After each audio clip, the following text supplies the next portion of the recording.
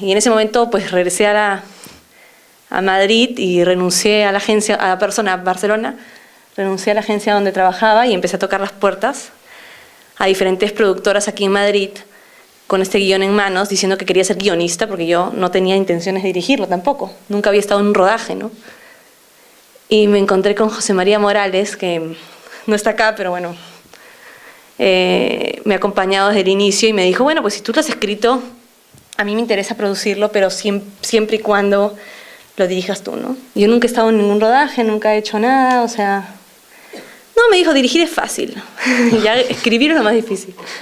Cosa que discrepo, pero en ese momento creyó en mí y me apoyó y empezó a desarrollar la producción y rodé Madinusa. Ese era el guión de Madinusa. Sí. ¿Cómo surge la idea de Madinusa? O sea, ¿cuándo empieza a rondar ahí en tu...? Empecé con otra historia y creo que cualquier persona que ha escrito alguna vez se ha dado cuenta de cuando la historia como que se desvanece en tus propias manos y no se concreta, uno tiene que abandonarla rápidamente, ¿no? Y fue lo que hice. Y yo tenía este recuerdo, el cual intenté corroborar con mi papá y con mi mamá cuando era pequeña, en uno de mis tantos viajes por la sierra del Perú, de que en la Semana Santa nos habían dicho que tengamos cuidado porque en ese momento Dios no existía y por lo tanto todo te podía pasar, no te podían robar, te podían violar, te podían hacer lo que sea. Y mi papá, por supuesto, nunca se acordó del tema, nunca, ¿sabes? O sea, me decía, esto es imposible. Yo intenté corroborarlo por antropólogos, me di cuenta que todo el mundo me decía que esto no existía, que no había ninguna zona del Perú donde tenían esa tradición, y yo dije, bueno, pues voy a escribir sobre esta tradición como si existiese.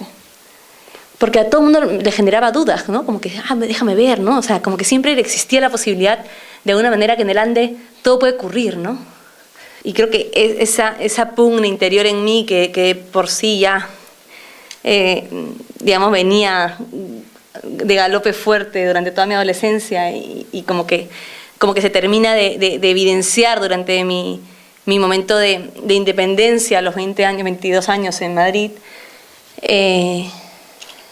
empiezo un poco a trabajar en la tesis esta, ¿no? De qué es realmente lo instintivo, ¿no? ¿Dónde está lo real, ¿no? O sea, es la mirada lo que nos coacta, ¿no? Es la mirada de Dios, la mirada del otro, o realmente, ¿no? Somos nosotros los que nos coactamos por nuestra propia mirada. Entonces, un poco todas esas inquietudes y preguntas fueron como que las grandes iniciadoras de ya el larguísimo proceso de escribir Madinusa, ¿no? ¿Y cómo te metiste? Porque tú eres peruana, eres de Lima, eres urbana, pero ambientaste tu película en un pequeño pueblo de los Andes. ¿Cómo fue tu proceso de meterte en un mundo que imagino que también será muy extraño para ti, ¿no? Y es una pregunta que me hacen mucho, incluso en Perú. Lima de por sí es una ciudad capital que se ha mantenido de alguna manera de espaldas al resto del país. Muchos limeños no conocen realmente con profundidad su país, pero gracias a Dios y por herencia familiar no fue mi caso, ¿no? Y en ese sentido para nada me siento lejana e incluso siento una conexión muy directa con el imaginario andino, ¿no? Y con su sabiduría en muchos aspectos. Siento un territorio más movedizo en Lima que en el Ande, propiamente dicho. Ya tendría que entrar en territorios personales para explicarlo de una manera más concreta, pero no, o sea, nunca me he sentido lejana al universo andino. En las dos películas está la figura como del forastero que llega a tierra extraña, ¿no? En Madinusa es el chico blanco, evidente, sí. Y en la otra, pues, la chica indígena que va a la ciudad a trabajar, ¿no? Siempre la persona que llega a un territorio que les es desconocido y que... Sí, fíjate, Ferra, con Salvador, con el personaje de Madinusa, sí que era muy consciente de esa idea del forastero. De alguna manera, gran parte de la idea de hablar del otro es también de hablar de uno mismo, ¿no? Y en ese sentido, mi intención también era como que intentar trabajar sin miedo con ambos lugares, ¿no? Con el limeño y con el andino, ¿no? Mostrando un poco sus luces y sombras en ambos casos, ¿no? Pero en La teta asustada no me he dado cuenta, fíjate, hasta que tú lo has dicho. Sí, de por sí soy una persona que me identifico muy rápido con el extraño. No sé, tal vez es por la dislexia excesiva que tuve de niña, que definitivamente fue como un gran diferenciador de mí con el respecto al entorno y siempre como una sensación de alienígena, ¿no? Como que intentar descubrirte frente al otro, ¿no? Y la idea de la superación también es un tema constante en mis películas, supongo que por ese mismo hecho, ¿no? La dislexia. Es una dislexia extraña, ¿no? No es una dislexia común. Viendo tus películas, resulta difícil concebir ese guión sin las miradas, sin los rostros, Cuando tú escribes el guión, tienes, no tienes claro quiénes son los actores, por lo menos en la primera película, pero ¿cómo piensas en tus películas? Porque tus películas son, no sé, a mí me parecen son más de atmósferas muchas veces que propiamente de desarrollar argumentos con tramas secundarias, un poco lo que a lo mejor te pedirían en la escuela donde estuviste estudiando, ¿no? Sí, mira, es que ha sido tan distinto el proceso de Madinusa con respecto a La teta asustada, tan abismalmente distinto en cómo uno se enfrenta sin haber siquiera hecho un corto a una película y después de haber hecho una película a otra, que definitivamente te puedo decir que entendí lo que es narrar a través de la película Madinusa, porque está editada de una manera que de alguna manera, digamos, como uno rueda en desorden, digamos, yo noto muy claramente cuándo son los planos que he hecho al final del rodaje y cuándo son los planos que he hecho al inicio, ¿no? A pesar de ello, la película Madinusa es una película que a nivel narrativo, a nivel cinematográficamente hablando narrativo, es muy simple, ¿no? Es muy exacto. Y es muy no tiene ningún tipo de baile. Y me preocupé en desarrollar aquello que sí me sentía con mucho con más libertad y con más oficio, que era el mundo del arte y de la dirección de arte, de la atmósfera, como tú dices, ¿no? de lo que está ocurriendo más allá de la cámara. La cámara era un impedimento para mí en ese momento, o sea, no pensaba en la cámara, pensaba en casi como si estuvieran viviendo en ese mundo y tenía que crear ese mundo y esa atmósfera y darle esa verosimilitud y esa realidad que yo quería ver como si estuviera parada dentro de la misma película. Y la cámara era como, ¿y ahora qué hago con esto, no? O sea... Bueno, en Madinusa me ayudó mucho mis productores, ¿no? Tanto Antonio como José María estaban muy preocupados en que yo tenga la libertad de ser como yo tenía que ser. Y ayudaron a que me aconsejaron para que escoja un equipo que no tenga nada que probarse, ¿no? O sea, como que ya lo hayan probado todo, gente como muy hecha en el cine, ¿no? Y me acompañó el director de foto, Raúl Pérez Ureta, que es un gran director de foto cubano, y que, dicho sea de paso, bueno, un gran maestro también, ¿no? No solo como cineasta, sino como ser humano, ¿no? Y a mí me enseñó él todo lo que yo aprendí como directora en términos de trato, ¿no? De dirigir un equipo. Sí, de cómo habla con la gente, de cómo se siente tan contento él de estar en ese rodaje y le demuestra a todo el mundo el agradecimiento por ese día de rodaje y que todo el mundo esté ahí empujando un tren que probablemente no es tan personal para el cámara assist, ¿no? O sea, y esa buena onda, ¿no? A pesar de la edad, porque tenía diabetes, estábamos a 5.000 metros de altura, tenía 39 de fiebre y era encantador. Creo que eso, en la medida que vas viendo cómo reacciona la gente, eso te vas afianzando en ello y vas diciendo, bueno, pero aquí está bien, ¿no? Entonces se creó un muy buen ambiente de rodaje y se creó digamos que gracias a eso el equipo que de pronto con un primer director siempre está como que intentando buscarle, ¿no?, el error, o intentando viendo dónde está ¿no?, el amateur. De pronto fue como todo lo contrario, se produjo como una sensación de arropamiento. De cohesión. Y de cohesión muy bonita, ¿no? En la parte de dirección de actores no tenía técnica, pero tenía casi 12 años o 13 acumulados de psicoanálisis, que yo me echo a mí misma, o sea, digamos, yo no, sino en terapia, cosa que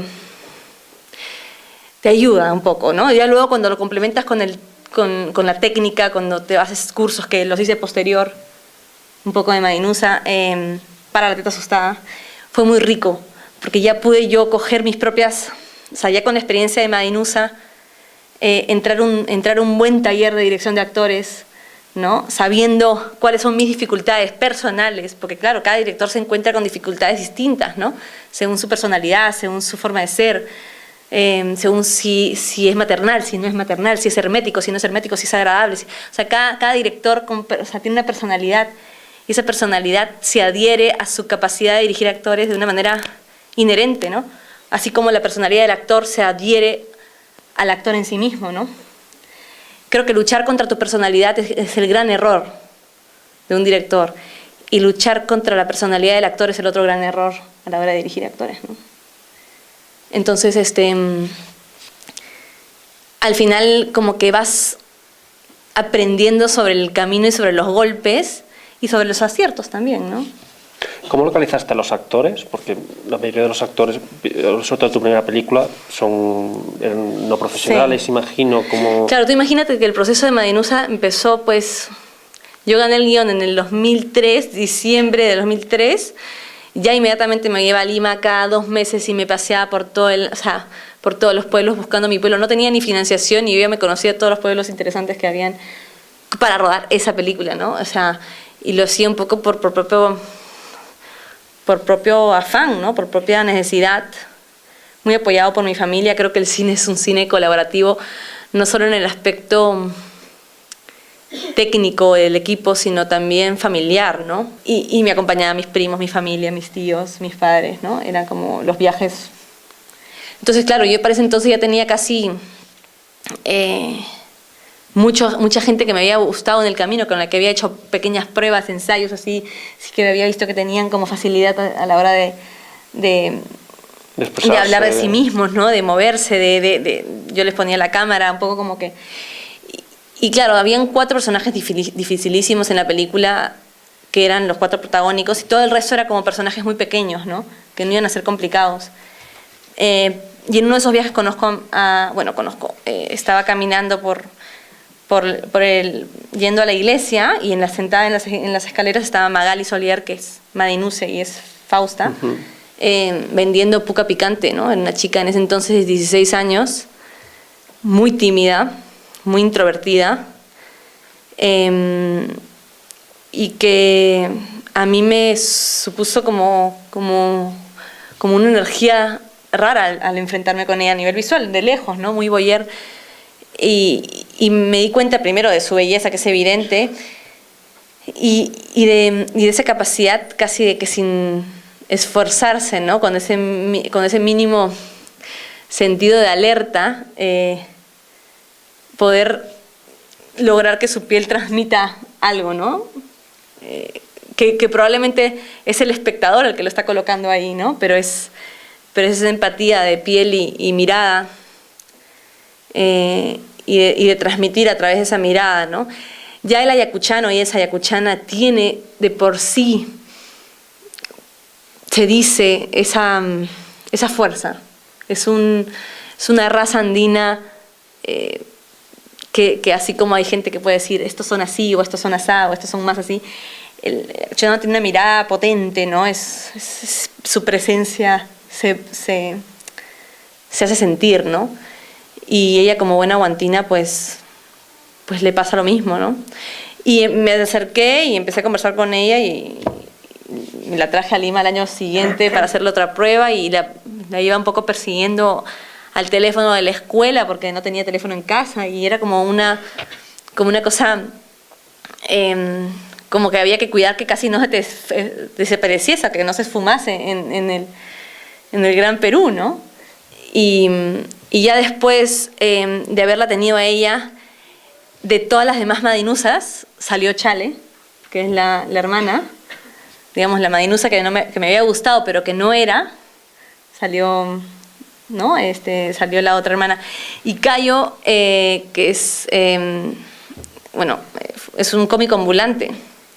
Entonces no tenía de pronto las tablas del cine ni del teatro, pero tenía las tablas de la calle, que a veces son incluso más exigentes, ¿no? Incluso, ¿no? Porque tienes que estar haciendo que la gente se detenga a mirarte. Y Carlos fue también un consejo de un amigo director de teatro, Iñaki Ayera, acá en Madrid. Me lo presentó.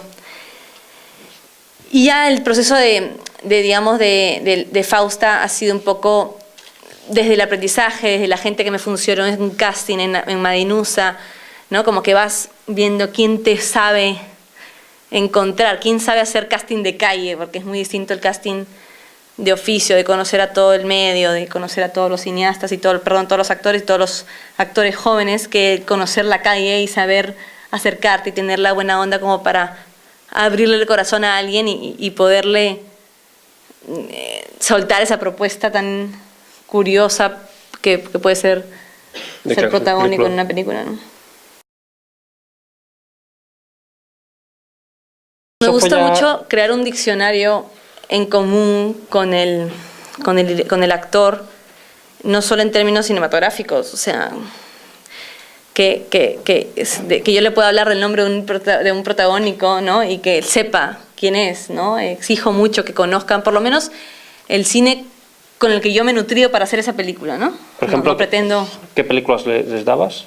Bueno, para La Teta Asustada, que es lo que tengo más reciente, les di todo lo de Béla Tarr, les di mucho de Kim Ki-duk, les di Jane Campion, cosas muy... O sea, tampoco me gusta centrarlos en un estilo, ¿no?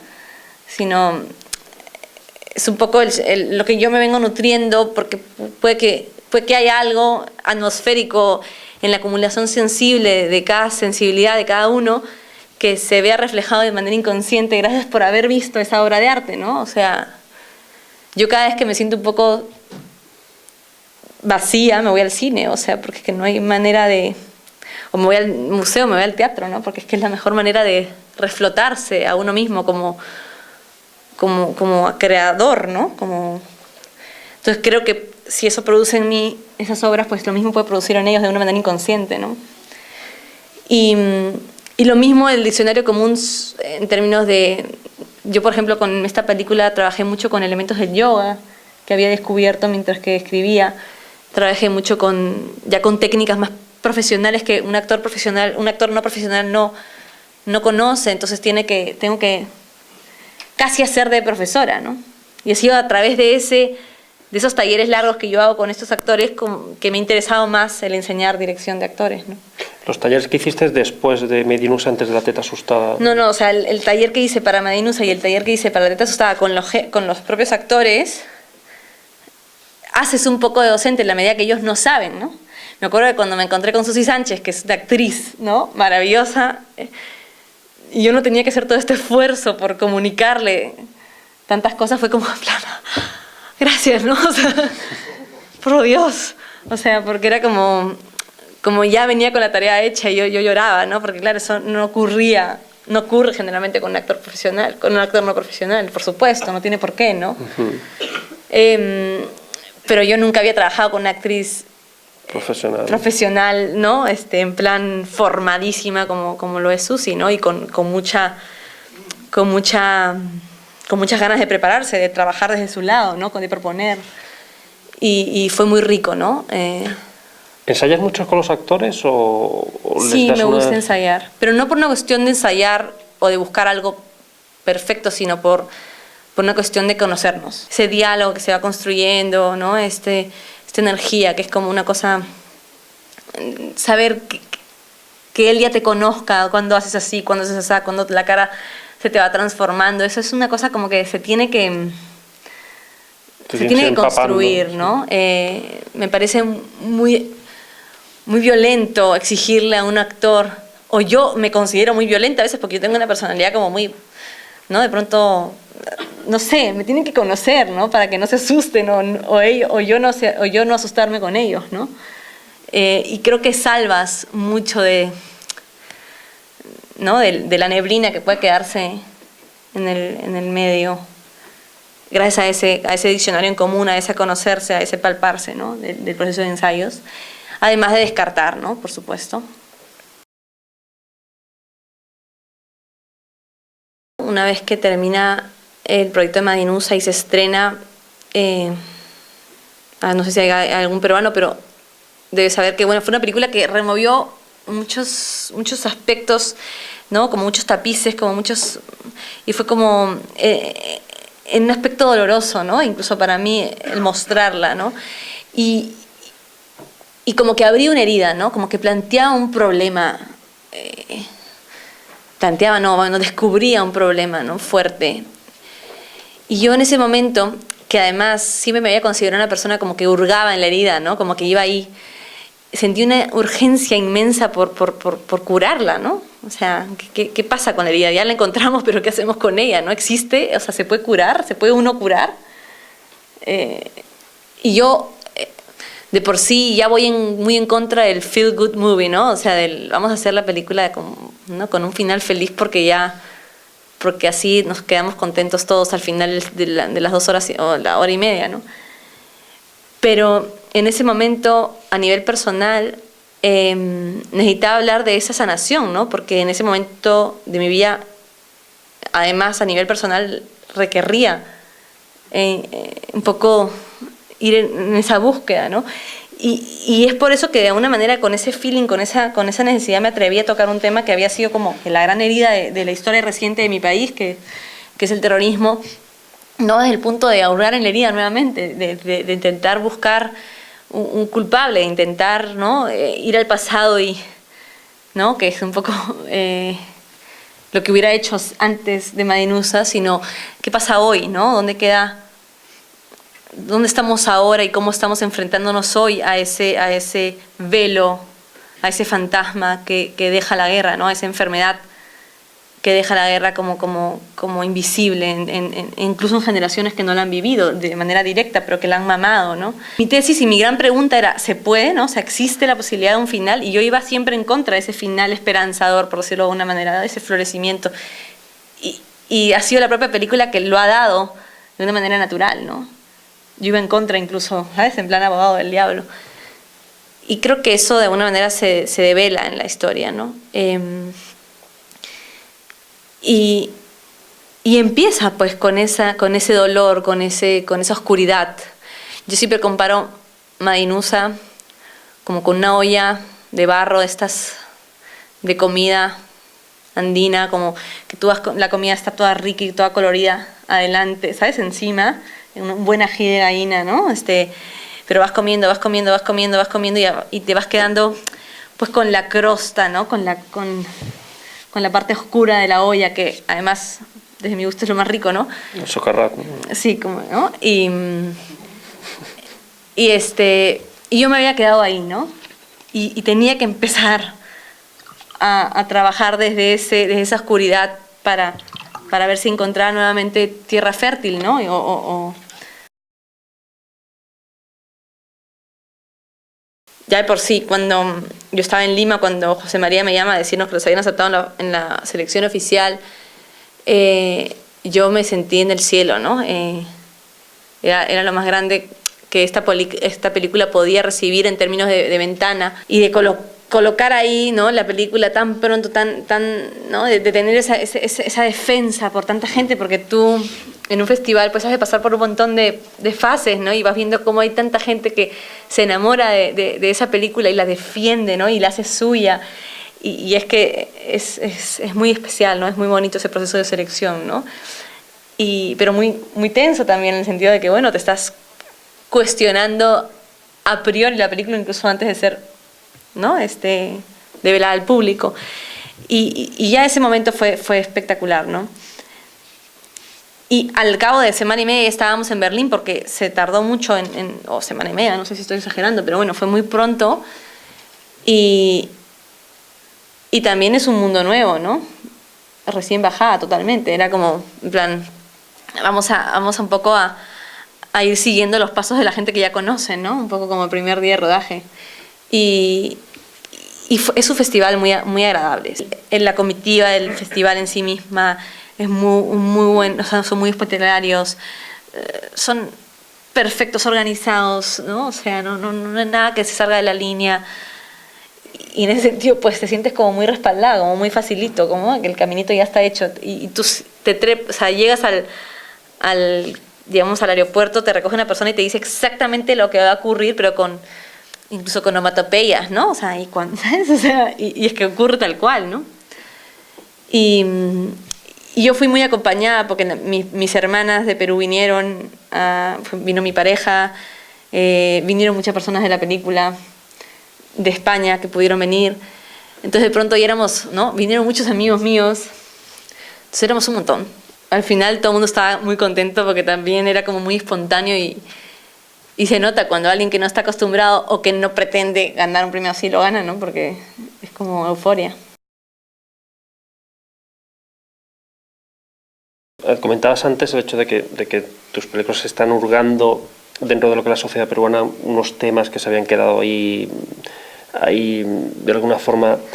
¿Crees que tus películas han rellenado un hueco en ese sentido, que han permitido que salgan a la luz traumas que habían quedado ocultos? Que hablabas antes de que tú habías pasado por el tema del psicoanálisis, que de alguna forma tú le estás haciendo un psicoanálisis a la sociedad peruana. Uy, ya me gustaría. No, sería muy pretencioso pensar eso.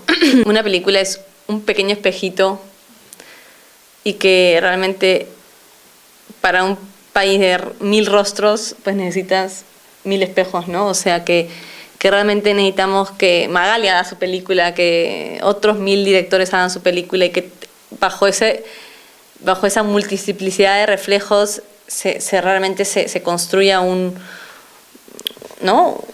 Como una respuesta, ¿no? Ayuda, claro que sí, pero no basta para nada. Por supuesto, por lo tanto, no pretendo no pretendo mostrar la realidad,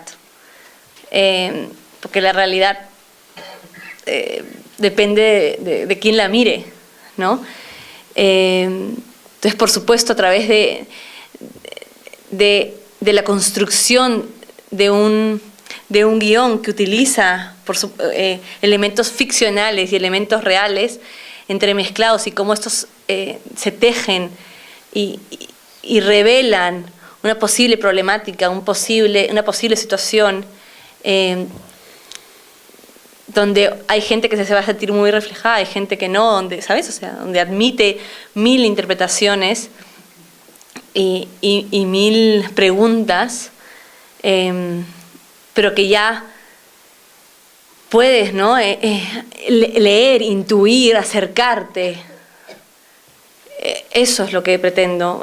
Si me preguntas si es que la boda multitudinaria es un acto utilizado en el Perú, lo es, y es muy popular y existe. Y las bodas, si me preguntas si es que esas bodas son así, pues sí, pero no son así igualitas, porque yo la he creado para la película, ¿no?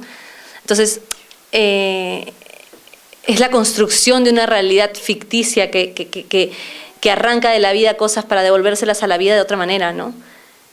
Y es muy difícil creo que es imposible intentar proyectar la realidad tal cual como es. Sí te puedo decir que revela una suerte de imaginario andino, por supuesto, pero probablemente si yo te explico, ¿no? Cosas como que, por ejemplo, para el Ande, la momia significa fecundidad, significa transformación, significa cambio, a diferencia que en Occidente, que probablemente está mostrada un poco más para aterrorizar, que la muerte en el Ande es vista como renovación, y en Occidente, representado por Lima, por supuesto, está vista como algo que hay que esconder bajo la cama, como se esconde esa momia. Y por otro lado, también está como luchando por no perecer ante la modernidad que se la come, que crece, ¿no? En esta especie de laberinto inmenso que es estas grandes urbes creadas por la emigración del Ande a la costa, ¿no? Del Ande a la sociedad, a la capital, muy impulsadas por el terrorismo además, ¿no? Entonces, cómo todo está unido en una amalgama de mil aristas, ¿no? La papa, ¿no? Como un elemento tan iconográfico para nuestra cultura, nuestro orgullo nacional es la comida, ¿no? O sea, creo que cualquier peruano que pueda estar aquí aceptará conmigo que si tenemos algo, sentirnos orgullosos es de la comida y no hay nadie que discrepe, ¿no? Entonces, de pronto, esa papa que significa la base de nuestra comida, la base de nuestra identidad, la base de nuestra autoestima, también es, de una manera paradójica, nuestro tumor, el posible generador de enfermedad, ¿no? De dolor, ¿no? Como esa pugna entre el pasado y el presente, ¿no? Entre la modernidad y lo ancestral, entre esta cultura quechua que lucha por no perecer, ¿no? Que canta por no perecer, ¿no? Y cómo a través de sus mitos, de sus folclore, de sus cantos, de sus danzas, el Perú como sociedad se limpia, se purga, ¿no? Se libera de manera inconsciente de aquello que no entiende, de aquello que no comprende, de aquello que le duele, ¿no? Pero sigue siendo un proceso muy inconsciente. Y quisiera yo con esta película es alentar a que sea consciente. Pero más allá de eso, yo creo que la papa simboliza ese nivel al que estamos dispuestos a llegar en situaciones de límite, en la guerra, ¿no? Con tal de defendernos, de defender nuestra dignidad. Y al mismo tiempo un poco todo lo que mencioné anteriormente, ¿no? Con respecto a la herida, ya esa cosa que también que florece, ¿no? Que es como un feto también que está como servía, ¿no? De una manera como muy clara, era una imagen muy potente para introducir el conflicto de la herida de una manera subordinada, como escondida, como tácita durante toda la película, ¿no? Y que de alguna manera el cuerpo siempre encontraba la manera de delatarla, ¿no? De hacerla presente, ¿no? A través de esas raíces, es que es muy, que puede compararse muy bien con la sensación de la herida emocional, ¿no?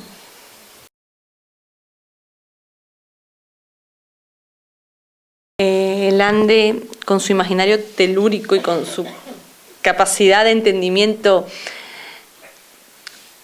poético de esa propia representación, ha sido muchísimo más receptivo y entendedor de la película Madinusa que los propios que algunos, no diré que todos, que algunos limeños antropólogos, historiadores, ¿no? que de pronto se han visto como más impotentes ante la idea del cambio, ¿no? de la propuesta ficcional del Ande, ¿no? Porque siempre el Ande se había mostrado como algo o edulcorado o paternalista, o siempre como mostrándose desde una postura muy protectora a nivel cinematográfico. Al nivel literario no, se había logrado vencer esa mirada tan paternalista, ¿no? Y prueba de ello, por ejemplo, es el momento en que se estrena la película y yo decido estrenarla en el mismo pueblo, invitando a los pueblos aledaños, que no habían estado en el rodaje, sino, eran como 6 pueblos aledaños, a una screening gratis de la película. Pasamos radios y hicimos publicidad para que la gente venga. Hubieron como 2.000 personas. Y yo dije, voy a invitar a la prensa a este momento, porque para mí era bien importante el mojarme, ¿no? El que yo no pueda controlar o tapar si es que algo ocurría, porque parte de la vida y parte del arte también es esa múltiple interpretación, ¿no? Y esta idea de que finalmente cuando una película sale de ti es del otro y ese otro la defiende o puede hacer con ella lo que quiera, digamos, ¿no? Porque le pertenece a esa persona. Y en ese momento, pues, lo que ocurrió fue que empezaron a aplaudir y que pedían que la muestren otra vez. ¿No? Nunca me había pasado que terminas una película y dices, ponla otra vez.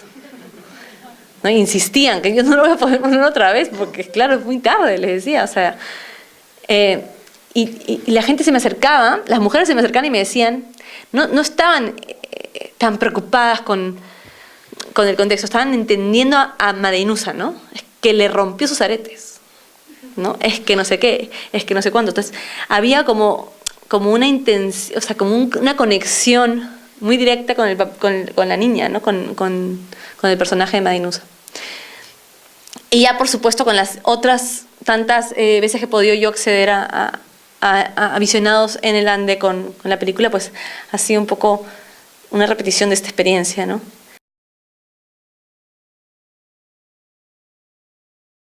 Bueno, en realidad, eso de la piscina fue una cosa muy curiosa que me contó Magali Solier cuando vino por primera vez a España. Estábamos las dos. Yo estaba muy contenta porque yo estaba visitando España. Pero me daba cuenta de que todo lo que yo pensaba que a ella le iba a impresionar, no le impresionaba nada. Y todo lo que le impresionaba era, por ejemplo, la fruta, ¿no? Los árboles, el color de las hojas, ¿sabes? O sea, entonces yo le digo, ma, ¿has visto el cuarto que mostró? O sea, el cuarto o sea, qué bacán, el cuarto del hotel, ¿no? Que estábamos en un hotel súper guapo, ¿no? Y me dice, sí. ¿Y te has metido a la bañera? Porque había venido del viaje, pues, larga distancia. ¿Por qué no te metes en la bañera y te bañas un rato, no? No, me dice. Y yo, ¿por qué no? No sé, no, sí me baño parada, ¿no? Y yo le digo, bueno, no pasa nada. Yo le prendí la ducha, tal, no sé qué, empezamos, ¿sabes? Le creé, me fui abajo y al cabo de un rato baja, está contenta y me dice, sí, rico. Pero yo tengo en mi casa un igualito. A veces hacemos hueco, ponemos plástico y ahí me baño como igualito como bañera. Entonces yo le dije, qué maravilla, o sea, y así es Magali, ¿no? Tiene esta capacidad de ser orgullosa de lo que es y de aceptar lo otro también como un regalo, ¿no? Que para mí es por lo cual considero que ella es una gran bisagra, ¿no? Como elemento, como personaje bisagra en nuestro país, ¿no? Que, como sabes, siempre tiene estas dificultades de relación entre gente de diferentes entornos, ¿no? De diferentes bagajes. Y a mí se me quedó grabado, ¿no?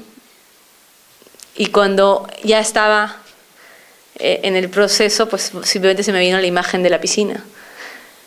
Y todo es así, ¿no? O sea, todo es un poco, cuando uno está escribiendo, uno está trabajando sobre lo que se te queda grabado, lo que se te ocurre, creo que la imaginación, vamos, yo creo que sería muy absurdo decir que simplemente explota como el popcorn, ¿no? O sea, es una acumulación sensible que se alimenta de la vida, ¿no? Y a través de eso se reproduce, ¿no? Magali, habíamos hecho muy buena química en el proceso de Madeinusa. Cuando yo empecé a escribir sobre Fausta, fue muy fácil visualizarla a ella, aunque también era un riesgo, porque Magali en Madeinusa, si hubiera visto Madeinusa, Magali es pura sangre, es muy valiente, es muy agresiva, o sea, digamos, no agresiva, es muy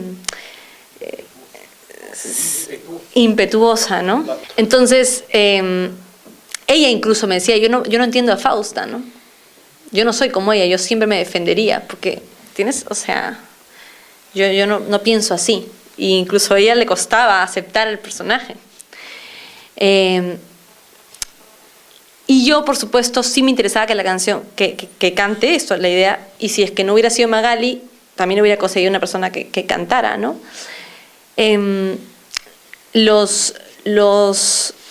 Los diálogos, los cantos los escribía yo, y Magali, cuando ya aceptó y cuando ya empezó a trabajar el personaje, los empezó a musicalizar.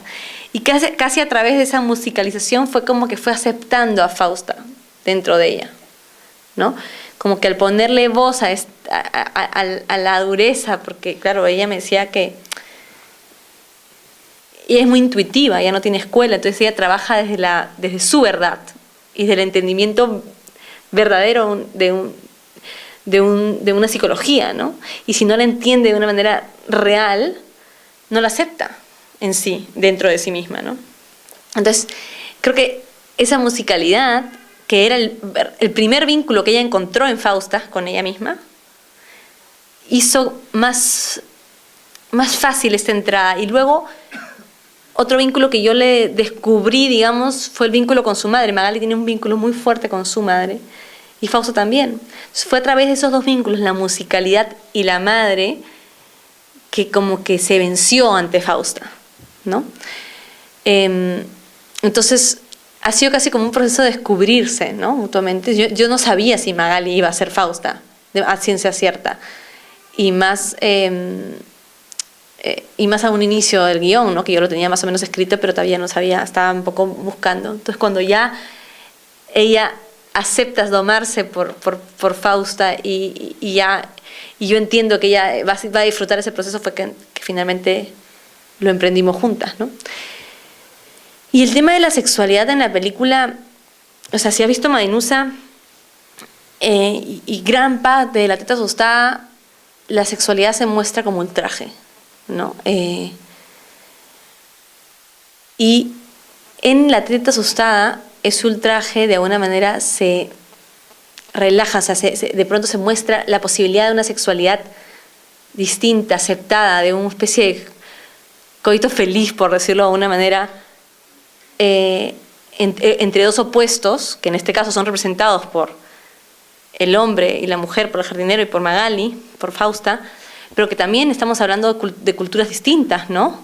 De dos opuestos, que solo a través del respeto y el entendimiento mutuo puede uno dejar de lado el miedo a la sexualidad, el miedo al ultraje, para aceptar, desarrollarla de una manera, potenciarla de una manera, e incluso llevarla a la seducción, llevarla al florecimiento, a lo sensual, ¿no?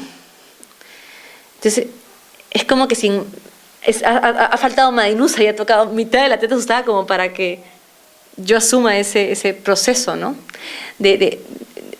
No solo a nivel de postura, yo creo que más a nivel cultural, ¿no? Estamos hablando, o sea, somos capaces de crear matrimonios, por decirlo, ¿no?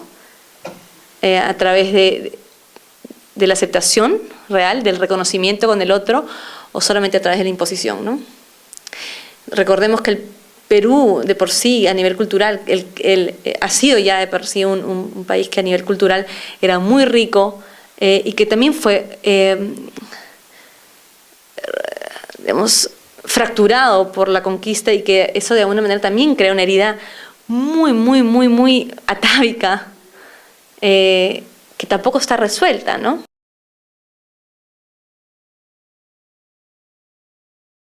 ¿Cuál es tu intención al utilizar esos dos lenguajes tan distintos y esa forma externa? Porque creo que no hay ningún otro personaje que lo habla quechua en la película.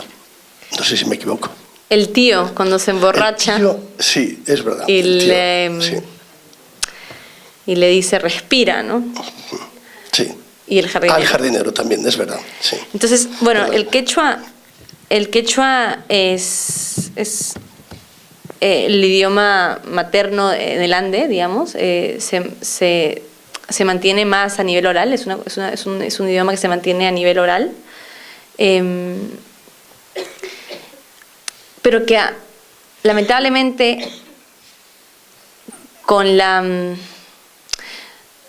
un poco con la modernidad, enfrentado con la modernidad, enfrentado con la gente que va un poco, que se aleja del Ande un poco con la idea de sobrevivir, de insertarse, de desarrollarse, se relaciona un poco con lo arcaico, con lo no desarrollado, ¿no?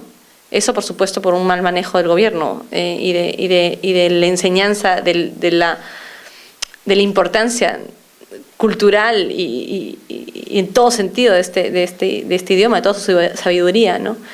Es un idioma que bueno, porcentajes es bien difícil de hablarlo, pero estamos hablando de más del 50% del Perú lo habla, ¿no? aunque esto se va reduciendo cada vez más. Hay 1000 tipos de quechua. Incluso yo tenía problemas varios en el rodaje porque Magali es de Ayacucho y Noé, o sea, Efraín era de Cusco, y se discutían muchísimo entre ellos porque cada uno quería su quechua, ¿no? Entonces yo les iba dando esta escena para ti y esta escena para allá, ¿no? Porque era como esta cosa de lo suyo, ¿no? Porque ambos son muy defensores del quechua a nivel personal, cosa que no es fácil encontrar en el Ande. En el Ande limeño, en el Ande asentado. Generalmente prefiere ocultar su proveniencia o su bilingüismo y relacionarse más con el castellano, que de alguna manera lo separa de lo que sería el recién bajado, digamos, ¿no? Del recién llegado a la modernidad, el que ya se ha insertado, el que ya está acá generaciones y generaciones, digamos, ¿no? El que ya no es de fuera. Al mismo tiempo está relacionado con en el mismo Ande. Por ejemplo, Magali no aprendió el quechua de su madre, lo aprendió porque su madre no quería enseñárselo, sentía que era inútil enseñárselo. Lo aprende del entorno, lo aprende de la abuela, lo aprende de sus propias ganas de tenerlo, ¿no? Entonces, eso está inmerso en nuestro país a nivel cultural, y a pesar de que, por supuesto, hay luchas y hay organizaciones en contra de esto y hay ganas de luchar contra este declive, digamos, pues sigue ocurriendo, ¿no? Hasta que no se rompe, ¿no? Esta idea y creo que uno de los grandes momentos que yo considero como éxitos de esta película, que se lo debo gracias al festival, en el momento en que Magali habla en quechua, y yo le digo, habla en quechua, ¿no? Entonces Magali empieza a agradecer en quechua. Entonces, cuando esto ha llegado al Perú, se produjo un efecto muy curioso, que fue que la gente se empezó a relacionar con nosotros en quechua. Y empezó a hablarnos en quechua, empezó a preguntar preguntas a nivel entrevista en quechua, empezó a sentirse como muy, muy defensores del idioma en sí mismo, ¿no? Y fue muy bonito, ¿no? Incluso Magali decía en la prensa, decía, no quiero que sea moda, ¿no? Quiero que sea real, o sea, quiero que sea... Pero bueno, es un tema que a mí me interesaba mucho proyectar en la película. La idea del tío, ¿no? Como que solo habla desde lo suyo cuando está borracho, cuando está con las barreras bajas, ¿no? Sí, no te había visto.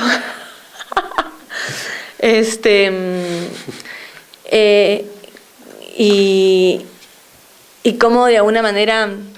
Ahí ya me puse nerviosa, ¿ves? Porque es que está la actriz, por favor, acá, y yo no la había saludado ni sabía que estaba. Por favor, Susi, ven. No, ven. Un ratito. Buenas noches a todos. Que es Aida.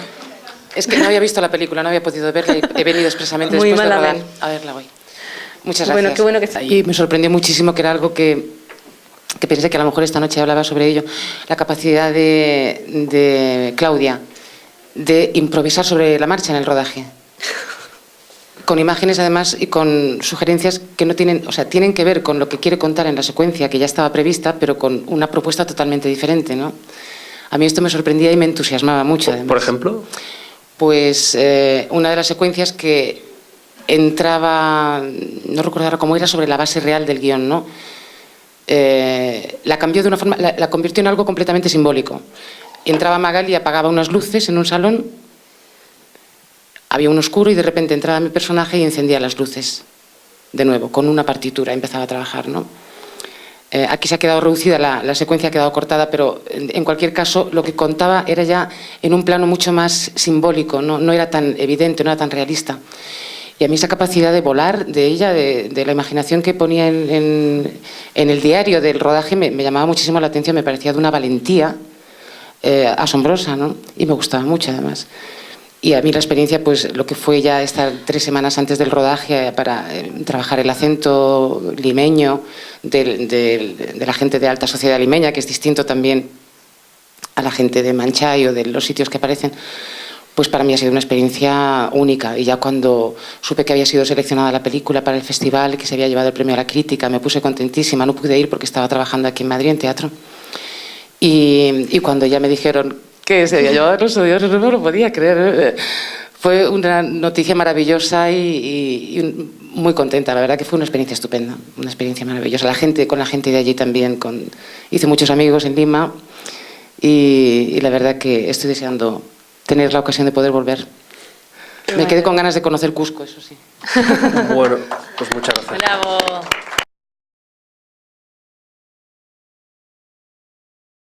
Me llama la atención la mención a la violencia, si la violencia en realidad es una cuestión de guerrilla, que está repetida en las primeras canciones de la mamá, donde habla de la violación, y quisiera saber si hay alguna vinculación entre Made in USA, el conflicto, digamos, si lo quiere simbolizar, de Norteamérica en su influencia en Latinoamérica a través de la violencia, a través de las formas de violencia, ¿no? Ya sea las dictaduras o la guerrilla, y si lo que expresa la mamá sobre la violación tiene que ver específicamente con la guerrilla, o sea, si lo has vinculado de alguna manera. Veo que casi toda tu expresión es simbólica y metafórica de una realidad. Bueno, en parte es eso. Efectivamente estamos hablando de las 2 décadas de terrorismo ocurridas en mi país, o casi 3, ¿no? Que se desbandan por todos los sentidos, atacando 10 veces, no 20, 1000 veces más el Ande primero, y ya muy a sus finales llegando a Lima. Lima también manteniéndose al margen, Lima también manteniéndose un poco como que a la distancia, encerrada en su burbuja, que es simbolizada por esta casa, por este garaje que se abre, que se cierra, que también es un periódico para un afortunado como nosotros, que vivimos de pronto en situaciones más saludables, ¿no? Menos violentas, qué sé yo. A lo que voy es que estamos hablando exactamente de lo ocurrido a esta mujer durante la época del terrorismo, de conflicto violento entre Sendero Luminoso mayormente y los militares. Hay un momento en la película, o varios momentos en la película, en que se devela también ese triángulo terrorista, víctima, militar, ¿no? En ese momento en que ella se refleja entre este espejo con el taladro. Porque gran parte de la problemática de este conflicto interno, de esta guerra, fue que todos eran doble cara. El mismo ciudadano del pueblo trabajaba para el terrorista cuando el terrorista lo obligaba, trabajaba para el militar cuando el militar lo obligaba. Los mismos militares, que eran los buenos, eran los malos. Los mismos terroristas que supuestamente defendían al pueblo, lo utilizaron como principal, digamos, mote de golpe, y por ende era tan difícil lucharla, era tan difícil defenderse ante ella. No habían inocentes, no habían grandes víctimas, o sea, no habían, nadie se sentía tan inocente, nadie se sentía, por eso la gente huía de la relación con el terrorismo, por eso las grandes viajes a la capital, ¿no? Para desempolvarse, para desentenderse de esa época. Mucha gente de Ayacucho no quiere ni siquiera decir que es de Ayacucho, porque Ayacucho fue un poco la sede, donde el epicentro un poco de todo esto, ¿no? de esta. Entonces, estamos hablando de algo mucho más que simbólico, ¿no? Que fue las consecuencias de esta guerra, y esta enfermedad, la teta asustada, es una enfermedad real, transmitida de manera oral, y que hay datos periodísticos, datos científicos que la demuestran, digamos, de esta idea de que la guerra se transmite a través de la leche materna, ¿no? Y que ya probablemente no viene al caso, pero luego del estreno, mucha gente me ha enviado por Facebook documentales y datos periodísticos y recortes de periódico que hablan de la evidencia genética, o sea, de que existe pruebas de que esto ocurre a nivel genético, digamos, ¿no? Hay miles de teorías ahorita del supra-ADN, muy, muy difícil de explicar para mí, pero que incluso pueden llegar a haber avales científicos que defenderían esta postura, ¿no? este mito. Pues solamente decirte que muchísimas gracias por estar aquí y ya pues un poco Gracias. ansiosos de ver tu próxima película. Y muchas gracias a ustedes por asistir. Gracias a todos. Gracias.